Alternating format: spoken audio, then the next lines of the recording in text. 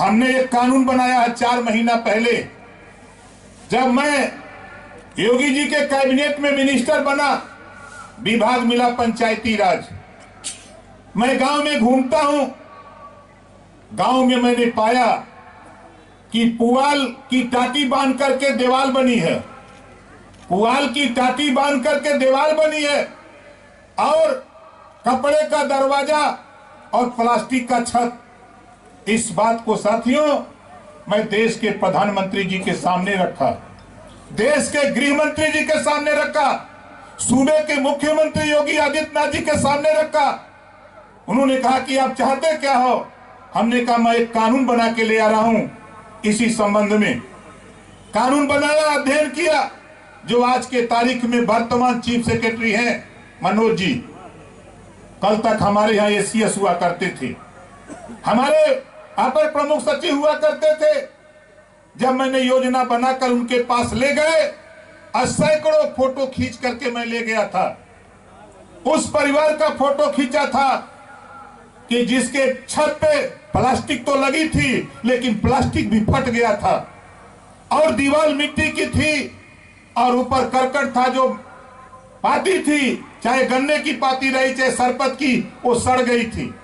सैकड़ों फोटो लेके मैं पहुंचा और कानून अपने हिसाब से बना के जब मैं लेके गया, और जब मैंने मनोज जी के सामने इसको प्रस्तुत किया, तो मनोज जी ने कहा इतनी बड़ी सोच रखने वाला देश में कोई नेता नहीं है जो इस नीचे यहां तक जाकर के कोई जानकारी करे। हमने कहा कि महोदय इस पे हमारी ये योजना है। उन्होंने कहा कि मंजूर है हमको। हमने कहा आप दस्तखत करो। उन्होंने कहा कि पहले दस्तखत आपकी होगी।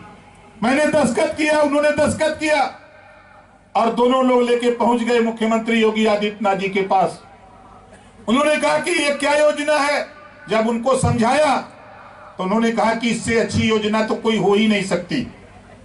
हमने कहा इस पे दस्तखत करिए, और धन्यवाद देता हूं योगी आदित्यनाथ जी को, उन्होंने उस फाइल पे दस्तखत कर दिया और कहा ओम प्रकाश राजभर तेरी जिम्मेदारी है कि इसको पालन कराओ जाकर के। आज हम आपके बीच में आए। आप बताओ, मेरी बात समझ लो। ये 3 महीने से मैं सर्वे करा रहा हूं। हमारा जिले का जिलाधिकारी, सीडीओ, बीडीओ, डीडीओ, हमारा डीपीआरओ, डीडी, हमारा एडीओ, पंचायत, ग्राम पंचायत सचिव, पंचायत सहायक, सारे लोग लगे हैं। पूरा प्रदेश लगा हुआ है आपको आवास, शौचालय, राशन कार्ड, आयुष्मान कार्ड, बिजली, आपको रास्ता, आपको नाली, आपको सारी सुविधा एक साथ देकर हम साल भर के अंदर हर गांव से 3 महीने में सर्वे इसी दिसंबर में पूरा होने जा रहा है। इसी दिसंबर में हर गांव से 25 परिवार का चयन, पूरे प्रदेश से 15 लाख परिवार को हम चयन करके आवास, शौचालय, पेंशन, राशन कार्ड और उसको फ्री शिक्षा देने का काम उत्तर प्रदेश सरकार के माध्यम से हम करने जा रहे हैं।